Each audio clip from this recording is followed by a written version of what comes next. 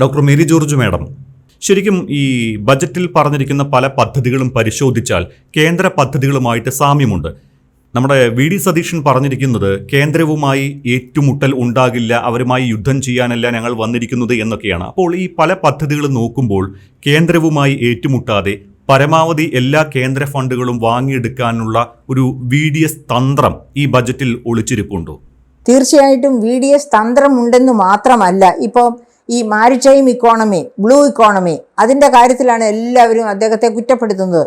അതുപോലെ തന്നെ തോട്ടം മേഖലയിൽ 5 സെൻറ്റ് സ്ഥലം മറ്റ് ആവശ്യങ്ങൾക്ക് വേണ്ടി, അതായത് ഇവിടെ റെസ്പോൺസിബിൾ ടൂറിസം വികസിപ്പിക്കുന്നതിൻ്റെ ഭാഗമായി ഒക്കെ, അതായത് വിവിധ തരത്തിലുള്ള ടൂറിസമാണ്. Responsible tourism, health tourism, monsoon tourism, ഇങ്ങനെ പോകുന്നു പലതരത്തിലുള്ള ടൂറിസത്തിൻ്റെ വ്യാപ്തി.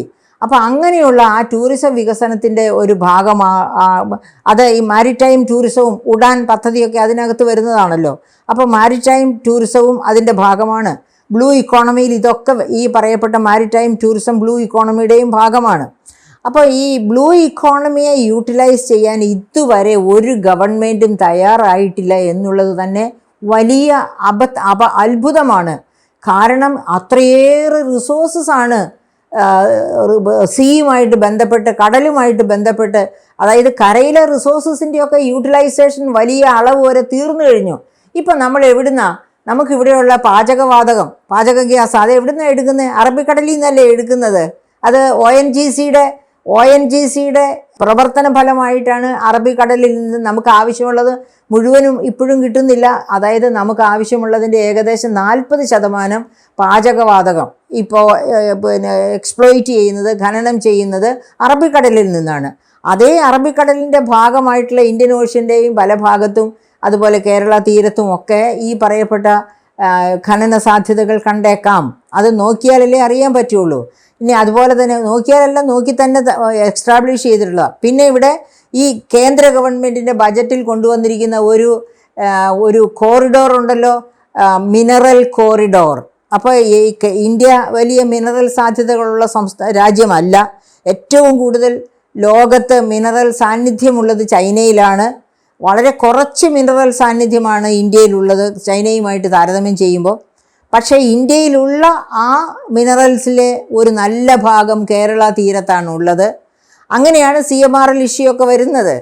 അപ്പോൾ ഈ പറയപ്പെട്ട മിനറൽസ് അത് എക്സ്പ്ലോയിറ്റ് ചെയ്യാനാണ് ഒരു മിനറൽ കോറിഡോർ കേന്ദ്ര ഗവൺമെൻറ് കൊണ്ടുവന്നിരിക്കുന്നത്. അത് കേരള, ആന്ധ്ര, ഒഡീഷ, ഇങ്ങനെ ഈ മിനറൽ സാധ്യതയുള്ള തീരങ്ങളെ ചേർത്താണ് ഒരു മിനറൽ കോറിഡോർ കോൺസ്റ്റിറ്റ്യൂട്ട് ചെയ്തിരിക്കുന്നത്. അങ്ങനെ കേരളത്തിൽ നിന്ന് കേന്ദ്ര ഗവൺമെൻറ്റിൻ്റെ പദ്ധതിയിൽ കീഴിലെ ഈ മിനറൽ കോറിഡോർ വന്നിട്ടുണ്ട്. അതോട് ചേർന്ന് സംസ്ഥാനവും കൂടി പ്രവർത്തിക്കുമ്പോഴാണ് നമുക്ക് സാധ്യതകൾ ഒട്ടേറെ ഉണ്ടാകുന്നത്. അതായത് അതിൻ്റെ ചെലവ്, ആ കോറിഡോർ എക്സ്പ്ലോയിറ്റേഷൻ്റെ ചെലവ്, അതിലേക്ക് വേണ്ടി കമ്പനികൾ വരുന്നത് പോன்ற എല്ലാ കാര്യങ്ങളും, അതിൻ്റെ പോളിസി ഡിസിഷൻ കേന്ദ്രവും സംസ്ഥാനവും ചേർന്നെടുക്കുക. ആ പോളിസി ഡിസിഷൻ BJP ഗവൺമെൻറ് എന്ന് പറയുന്നത് വിദേശ ഗവൺമെൻറ് അല്ലല്ലോ, ഇന്ത്യയുടെ തന്നെ ഗവൺമെൻറ് അല്ലേ. അപ്പോൾ ഇന്ത്യ ഗവൺമെൻറ്റിനോട് ചേർന്ന് നിന്നുകൊണ്ട് കേരളത്തിനുള്ള താല്പര്യമില്ലായ്മകളും അറിയിച്ചുകൊണ്ട് ആ തീരുമാനത്തെ വലിയ തോതിൽ സ്വാധീനിച്ചുകൊണ്ട് ഈ മിനറൽ കോറിഡോർ, ഞാൻ പറഞ്ഞല്ലോ മിനറൽ കോറിഡോറിലെ ഏറ്റവും വലിയ ഭാഗം കേരളത്തിലാണുള്ളത്. അപ്പോൾ അതിൻ്റെ എങ്ങനെ എക്സ്പ്ലോയിറ്റ് ചെയ്യണം, ഏതളവ് വരെ എക്സ്പ്ലോയിറ്റ് ചെയ്യണം, എന്തിനൊക്കെ എടുക്കണം, ഏതൊക്കെ എടുക്കണം എന്നൊക്കെയുള്ള തീരുമാനം വളരെ നിർണായകമായ തീരുമാനങ്ങളാണ്. ഇത് കേന്ദ്രത്തിന് മാത്രം ഏൽപ്പിച്ചു വിട്ടിട്ട് അവർ ചെയ്തതെല്ലാം തെറ്റിപ്പോയി അവസാനം കേരളം അറബിക്കടലിലേക്ക് പോയി എന്ന് പറയുന്ന ഒരു അവസ്ഥ ഉണ്ടാകാതിരിക്കണമെങ്കിൽ അതിൻ്റെ കൃത്യമായ ഭാഗമായി നിന്നുകൊണ്ട് ശക്തമായ നിലപാടുകളോടെ ആ കോറിഡോർ വികസനം മുന്നോട്ട് പോകാനുള്ള സാധ്യതകൾ ഒരുക്കണം. അതാണ് ശ്രീ V.D. സതീശൻ ഈ ബജറ്റിലൂടെ ചെയ്യുന്നത്. അത് വളരെ ശ്ലാഘനീയമായ ഒരു കാര്യം തന്നെയാണ്. തീർച്ചയായിട്ടും നമുക്കിപ്പോൾ കരയിലുള്ള റിസോഴ്സസിനേക്കാൾ അഭികാമ്യമായിട്ടുള്ളത് ഈ പറയപ്പെട്ട മിനറൽ റിസോഴ്സസും അതുപോലെ തന്നെയുള്ള ബ്ലൂ ഇക്കോണമി സാധ്യതകളുമാണ്. അപ്പോൾ ആ വഴിയിൽ എങ്ങനെ സംസ്ഥാനത്തെ പുരോഗതിയിലേക്ക് നയിക്കാം, വിഭവ സമാഹരണം സാധ്യമാകാം എന്നൊക്കെയാണ് അദ്ദേഹം ഈ ബജറ്റിലൂടെ പറയുന്നത്. അപ്പോഴേക്കും സ്വകാര്യ മേഖലയ്ക്കെല്ലാം തീറെഴുതി വിൽക്കാൻ പോകുക. എനിക്ക് തോന്നുന്നില്ല അങ്ങനെ ഒരു മണ്ടനാണ് ശ്രീ വി ഡി സതീശൻ എന്ന്. കാരണം ഈ മിനറൽ കോറിഡോർ, ഉദാഹരണത്തിന് നമ്മുടെ തോറിയം പോലെയുള്ള മിനറൽസ് ഏതെങ്കിലും വലിയ സ്വകാര്യ കമ്പനികളുടെയൊക്കെ കയ്യിൽ കിട്ടിക്കഴിഞ്ഞാൽ അവരത് മിസ്യൂസ് ചെയ്താൽ ആറ്റം ബോംബായി ഇന്ത്യക്ക് മേലെ തന്നെ ഉപയോഗിക്കാവുന്നതാണ്. അപ്പോൾ അത്തരം മണ്ടത്തരങ്ങളിലേക്ക് ഗവൺമെൻറ് ഓഫ് ഇന്ത്യയോ ഗവൺമെൻറ് ഓഫ് കേരളയോ പോകുമെന്ന് എനിക്ക് തോന്നുന്നില്ല. ഞാൻ അതിൽ രണ്ട് ഗവൺമെൻറ്റിനെയും ഞാൻ അക്കാര്യത്തിൽ വിശ്വസിക്കുന്നു. ഇന്ത്യയെ വിറ്റ് തിന്നാൻ BJP ശ്രമിക്കില്ല, അതുപോലെ തന്നെ കേരളത്തെ നശിപ്പിക്കാൻ വി ഡി സതീശൻ ശ്രമിക്കുമെന്ന് എനിക്ക് വിശ്വാസമില്ല. അപ്പോൾ ഈ പറഞ്ഞത്, അതായത് ശരിക്കും മിഷൻ സമുദ്ര, അതിനെയാണ് എല്ലാവരും കുറ്റപ്പെടുന്നത്. അതിനകത്ത് വരും ഈ പറയപ്പെട്ട എല്ലാ കാര്യങ്ങളും, ഈ ബ്ലൂ ഇക്കോണമി കാര്യങ്ങളും അതുപോലെ തന്നെ മിനറൽ കോറിഡോർ വ്യവസായ വികസനവും എല്ലാം അതിനകത്ത് മിഷൻ സമുദ്രയിൽ വരും. അപ്പോൾ മിഷൻ സമുദ്രയെ നമ്മൾ പുതിയത് എന്ത് കണ്ടാലും അതിനെ നഖശിഖാന്തം എതിർത്ത് തല്ലി പൊട്ടിക്കുക, അല്ലെങ്കിൽ അതിനെ ഇല്ലായ്മ ചെയ്യുക, അതല്ല വേണ്ടത്. അതിലെ നല്ലതെന്ത്, എന്തുമാത്രം നല്ലതാണ്, എത്ര വരെ പോകണം, ഇത്തരം കാര്യങ്ങളൊക്കെ തീരുമാനിക്കുന്നിടത്ത് ഇപ്പോൾ LDFനും ആർക്കാണോ പ്രശ്നമുള്ളത് അവർ ചേർന്ന് നിൽക്കണം. ഇത് അവരുടെയും കൂടി സംസ്ഥാനമാണ്. അപ്പോൾ അതിനകത്ത് വരാനുള്ള സാധ്യതകളും ഒക്കെ പ്രശ്നങ്ങളും ഒക്കെ അവർ കൂടി ചേർന്ന് വേണം ആലോചിച്ച്. എനിക്ക് തോന്നുന്നില്ല അതായത് അവരുടെ MLA-മാരും ഒക്കെ ഇതിനകത്ത് അഭിപ്രായം പറയാം. ഈ റിസോഴ്സസിൻ്റെ യൂട്ടിലൈസേഷൻ എങ്ങനെ ആകണം, ഏത് കമ്പനിക്കൊക്കെ കൊടുക്കാം, അങ്ങനെയൊക്കെ പറയുമ്പോഴത്തേക്കും അവർ വളരെ യുക്തിസഹമായ അഭിപ്രായങ്ങളുമായിട്ട് MLA-മാർ മുമ്പോട്ട് വന്നാൽ തീർച്ചയായിട്ടും അവർക്ക് അതിനകത്ത് നിർണായകമായ സ്വാധീനം ചെലുത്താൻ കഴിയും. അതിൽ അവരിപ്പോഴേ ആശങ്കപ്പെടേണ്ട ഒരു കാര്യവുമില്ല. അതായത് കാര്യം എന്തായെന്ന് മനസ്സിലാക്കാതെയാണ് ഇപ്പോൾ അവർ എതിർത്തുകൊണ്ടിരിക്കുന്നത്. ഈ കിഫ്ബിയെക്കുറിച്ച് ഒരുപാട് തവണ നമ്മൾ വിമർശനം ഉന്നയിച്ചിട്ടുള്ളതാണല്ലോ. ഈ കിഫ്ബി നിർത്തലാക്കണം എന്നതുൾപ്പെടെ പല കാര്യങ്ങളും കിഫ്ബിക്കെതിരെ ആഞ്ഞടിച്ചിട്ടുണ്ട് മാഡം. കിഫ്ബി അഴിച്ചു പണിയുമെന്ന ഒരു സൂചന നൽകിക്കൊണ്ട് അതിൻ്റെ നടത്തിപ്പ് പഠിക്കാൻ കമ്മിറ്റിയെ വെക്കുമെന്നാണ് ഈ ബജറ്റിൽ പറയുന്നത്. പക്ഷേ ഇനി കിഫ്ബിയെ എന്ത് ചെയ്യുമെന്ന് പറയുന്നില്ല. 45,000 കോടി രൂപയുടെ പദ്ധതികൾ നടന്നുകൊണ്ടിരിക്കുകയാണ്. 10,000 കോടി രൂപയുടെയെങ്കിലും ബില്ല് ഈ വർഷം വരികയും ചെയ്യുമെന്നാണ് മുൻ ധനമന്ത്രി തോമസ് ഐസക് പറഞ്ഞിരിക്കുന്നത്.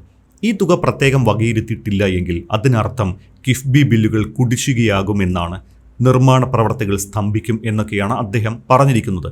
അപ്പോൾ ഈ കിഫ്ബിയുടെ കാര്യത്തിൽ ഇനി എന്തായിരിക്കും അവസ്ഥ? ഒപ്പം വരുമാനത്തിൽ ഗണ്യമായ കുറവുണ്ടാകുമെന്നതിനാൽ സ്വകാര്യ മേഖലയ്ക്ക് ഏറെ പ്രാധാന്യം നൽകാനും അതുവഴി നിക്ഷേപം സമാഹരിക്കാനുമാണ് സർക്കാർ ലക്ഷ്യമിടുന്നത് എന്നാണ് പറയുന്നത്. ഇത് പൊതുമേഖലാ സ്ഥാപനങ്ങൾ അടച്ചുപൂട്ടുന്നതടക്കമുള്ള നടപടികളിലേക്ക് സർക്കാർ കടക്കും എന്നതിൻ്റെ സൂചനയാണോ? വരുമാന സമാഹരണത്തിന് വളരെ പ്രധാനപ്പെട്ട 1-2 മാർഗങ്ങൾ ഈ ബജറ്റിൽ അദ്ദേഹം പറയുന്നുണ്ട്. ഒന്ന്, പ്രവാസി ട്രസ്റ്റ് ഫണ്ട്. അതായത് പ്രവാസികൾ എല്ലായ്പ്പോഴും ആഗ്രഹിക്കുന്ന ഒരു കാര്യമാണ്. നമുക്കറിയാം, കേരളത്തിൻ്റെ വികസനത്തിൽ ഏറ്റവും കൂടുതൽ പങ്ക് വഹിച്ചതാണ് പ്രവാസികൾ. അവർ പ്രവാസത്തിൽ ഇരുന്നു കൊണ്ട് അവരയച്ച പണം, അവരുടെ അധ്വാനത്തിൻ്റെ ഫലം ഇങ്ങോട്ട് അയച്ചിരുന്നത് നമ്മുടെ GSDP-യുടെ 30-32% വരെ വരുമായിരുന്നു. അപ്പോൾ പ്രവാസികൾക്കുള്ളത്ര അർഹത ഇവിടുത്തെ വികസനത്തെപ്പറ്റി സംസാരിക്കാനോ അവർക്ക് ലഭിക്കേണ്ടത് ലഭിക്കുന്നില്ല എന്ന് കുറ്റപ്പെടുത്താനോ മറ്റാർക്കും അവർക്കുള്ളത്ര അർഹതയില്ല. ആ പ്രവാസികളാണ് ഇപ്പോൾ ഗവൺമെൻറ് ബോണ്ടുകൾ ഇഷ്യൂ ചെയ്യുകയാണെങ്കിൽ ആ ബോണ്ടുകളിലേക്ക് അവർ ഇൻവെസ്റ്റ് ചെയ്യാമെന്ന ഓഫറുമായിട്ട് മുമ്പോട്ട് വരുന്നത്. അപ്പോൾ അങ്ങനെയുള്ള പ്രവാസി ട്രസ്റ്റ് ഫണ്ട് ബോർഡാണ് ഇപ്പോൾ ഈ ബജറ്റിൽ വിഭാവന ചെയ്തിരിക്കുന്ന ഒന്ന്. അത് വളരെ നല്ല ഒരു റവന്യൂ മൊബിലൈസേഷൻ മെത്തേഡാണ്. അതായത് കിഫ്ബി വഴി കടമെടുക്കുന്ന പോലെയല്ല. കിഫ്ബി വഴി കടമെടുക്കുമ്പോൾ നമുക്കറിയാം 9.72% CDPQവിൽ നിന്ന് ലണ്ടൻ സ്റ്റോക്ക് എക്സ്ചേഞ്ചിൽ വെച്ച് ഇഷ്യൂ ചെയ്ത മസാല ബോണ്ടുകൾ വിറ്റഴിച്ചത് 9.73% പലിശയ്ക്ക്. അതേ സമയത്ത് ഇവർ ഈ പറയപ്പെട്ട പ്രവാസികളാണെങ്കിൽ ചോദിക്കുന്നത് ബാങ്ക് ഡെപ്പോസിറ്റ് റേറ്റ്, ബാങ്കിലാണ് അവർ ഡെപ്പോസിറ്റ് ചെയ്യുന്നത് അവരുടെ പണമെങ്കിൽ കിട്ടുന്ന റേറ്റിനേക്കാൾ 0.5% കൂട്ടിത്തന്നാൽ നല്ലത്. അതില്ലെങ്കിൽ പോലും ഇങ്ങനെ ഒരു സംസ്ഥാനത്തിൻ്റെ വളർച്ചയ്ക്ക് വേണ്ടി ഇങ്ങനെ ഒരു പ്രവാസി ഫണ്ട് രൂപീകരിക്കുകയാണെങ്കിൽ ഞങ്ങൾ അതിലേക്ക് ഇൻവെസ്റ്റ് ചെയ്യാമെന്ന് റെഡിയാണ് എന്ന് അവർ തന്നെ പറയുന്നുണ്ട്.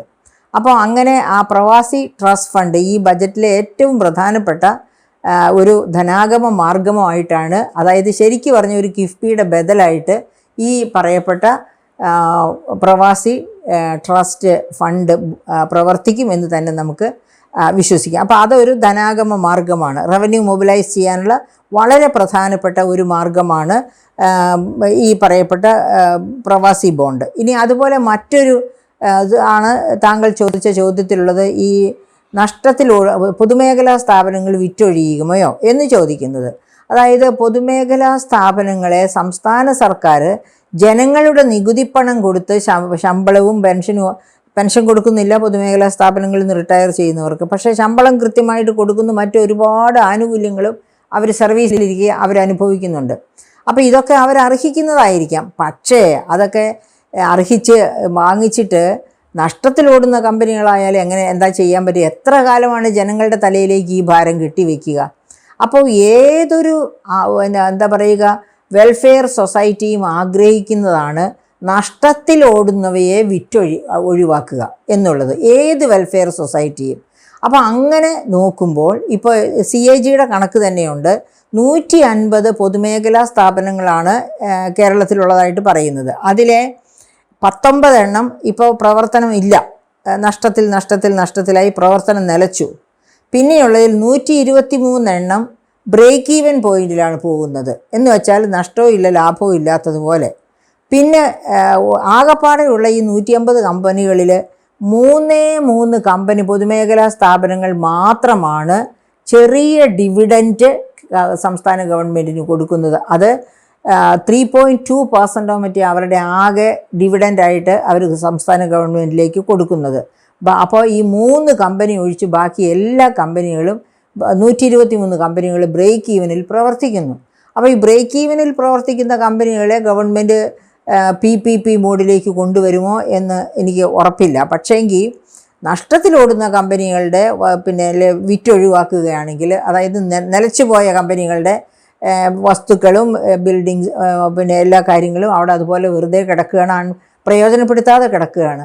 അതൊക്കെ വിറ്റൊഴിവാക്കേണ്ടത് അനിവാര്യമായ ആവശ്യമാണ്. കേരളത്തിൽ സ്ഥല ദൗർലഭ്യമുണ്ട്. അങ്ങനെ സ്ഥല ദൗർലഭ്യമുള്ള കേരളത്തിൽ വെറുതെ കാട് പിടിച്ച് ഭൂമി കിടക്കുക എന്ന് പറയുന്നത് തന്നെ ഏറ്റവും അൺവൈസ് ആയിട്ടുള്ള ഭൂമിയുടെ യൂട്ടിലൈസേഷനാണ് കാണിക്കുന്നത്. അപ്പോൾ അത് തീർച്ചയായിട്ടും തിരുത്തേണ്ടതാണ്. അങ്ങനെയുള്ള ഇതൊക്കെ വിറ്റൊഴിവാക്കിക്കൊണ്ടെന്ന് പറയുമ്പോൾ അപ്പോഴേക്കും അതൊരു പ്രധാനപ്പെട്ട ധനാഗമ മാർഗമാകുന്നു. ആ പണം ഉപയോഗിച്ച് അവിടെ തന്നെ PPP മോഡിൽ ഈ പറയപ്പെട്ട ബിസിനസ് ഏത് വേണമെങ്കിലും, ഇപ്പോൾ PPP മോഡിൽ ഒരുപാട് ബിസിനസ്സിൻ്റെ കാര്യം ഈ ബജറ്റിൽ സൂചിപ്പിക്കുന്നുണ്ട്. അപ്പോൾ അത്തരം മോഡിലേക്കൊക്കെ പ്രവർത്തനം വ്യാപിപ്പിക്കാൻ ഉള്ള നല്ല ഒരു മാർഗമാണ് ഈ വലിയ നഷ്ടത്തിലോടുന്ന ഇപ്പോൾ ഞാൻ പറയുന്നത് KSEB, അതുപോലെ വാട്ടർ അതോറിറ്റി, KSRTC ഇതൊക്കെ വിറ്റൊഴിവാക്കണമെന്ന ഉള്ള അഭിപ്രായമല്ല, അതല്ല ബജറ്റിലും പറയുന്നത്. അവയെ തന്നെ ലാഭകരമാക്കത്തക്ക രീതിയിൽ ഒരു പക്ഷേ PPP മോഡിലേക്ക് മാറ്റണമോ എന്നാലോചിക്കുമായിരിക്കും. വിറ്റൊഴിവാക്കുക എന്ന് പറയുന്നത് ഒരു കാരണവശാലും സംസ്ഥാന ഗവൺമെൻറ് നടത്തിക്കൊണ്ട് പോകേണ്ടാത്ത തരത്തിലുള്ള പബ്ലിക് സെക്ടർ അണ്ടർടേക്കിങ്സ്, അത്തരം കാര്യങ്ങളൊക്കെ വിറ്റൊഴിവാക്കുക തന്നെ ചെയ്യണം. എന്നിട്ട് ആ ഫണ്ട്, അതിന് ആൾട്ടർനേറ്റീവ് യൂസസ് ഉണ്ട്, എന്തെല്ലാം പ്രധാനപ്പെട്ട പ്രയോജനങ്ങൾ ആ ഫണ്ടും ആ വസ്തുവും ഉപയോഗിച്ച് നിറവേറ്റാൻ പറ്റും. അപ്പോൾ അതിന് വേണ്ടിയിട്ട് വസ്തു കണ്ടെത്തുന്നു, അതുപോലെ തന്നെ ആ ഫണ്ടും കണ്ടെത്തി പ്രയോജനപ്പെടുത്തുന്നു.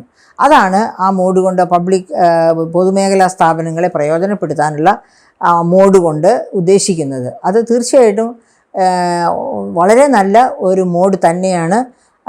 അപ്പോൾ ഇങ്ങനെയൊക്കെ നോക്കുമ്പോൾ ഈ ബജറ്റിൽ വരുമാന സമാഹരണത്തിനുള്ള നിർദ്ദേശങ്ങൾ ഉണ്ട്. പക്ഷേ അതൊക്കെ ഒളിയമ്പുകൾ പോലെ എന്ന് പറഞ്ഞതുപോലെ സൂക്ഷിച്ചിരിക്കുകയാണ്. വളരെ വ്യക്തമായ ഒരു ധാരണ. കാരണം എന്താണെന്ന് വെച്ചിട്ടുണ്ടെങ്കിൽ ഈ ഒരു മാസക്കാലം കൊണ്ട് ഇതേപ്പറ്റിയൊക്കെ പഠിച്ച് വ്യക്തമായ ധാരണയോടുകൂടി ബജറ്റിൽ അവതരിപ്പിക്കാനുള്ള സാധ്യത ആർക്കാണെങ്കിലും ഇല്ല. ഇവരൊന്നും ഈശ്വരന്മാരല്ലല്ലോ. അപ്പോൾ അതുകൊണ്ട് തന്നെ ഇപ്പോൾ വ്യക്തത കുറവാണ്. ആ വ്യക്തമായ രീതിയിൽ അദ്ദേഹത്തിൻ്റെ ചിന്തകൾ വരും. അദ്ദേഹം അത് തീർച്ചയായിട്ടും വളരെ വ്യക്തമായ രീതിയിൽ ചിന്തിച്ചും ആലോചിച്ചും എക്സ്പേർട്സുമായിട്ട് അത് കൈകാര്യം അത് ആശയവിനിമയം നടത്തി തന്നെ തീരുമാനങ്ങളിലേക്ക് എത്തും.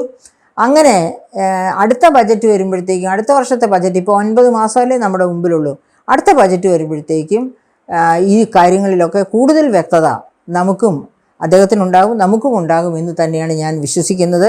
അങ്ങനെ ഈ ഗവൺമെൻറ് ജനഹിതപ്രകാരം ഒരു പുതു യുഗത്തിലേക്ക് കേരളത്തെ നയിക്കട്ടെ. അതുപോലെ ഒരു യുവ ജനതയ്ക്ക് പ്രാമുഖ്യമുള്ള ബജറ്റായി ഇത് പരിണമിക്കട്ടെ എന്ന് തന്നെ ഇപ്പോൾ വാക്കുകളിൽ യുവജനതയെ ജൻസി ബജറ്റാണ്, അതുപോലെ പ്രവർത്തന പ്രക്രിയയിലും ജൻസി ബജറ്റ് തന്നെയാകട്ടെ. കൂടുതൽ തൊഴിലവസരങ്ങൾ സൃഷ്ടിക്കപ്പെടട്ടെ, ഒരു ആഗോള എഡ്യൂക്കേഷൻ ഹബ്ബായി തീരട്ടെ കേരളം എന്നൊക്കെ നമുക്ക് ആഗ്രഹിക്കാം.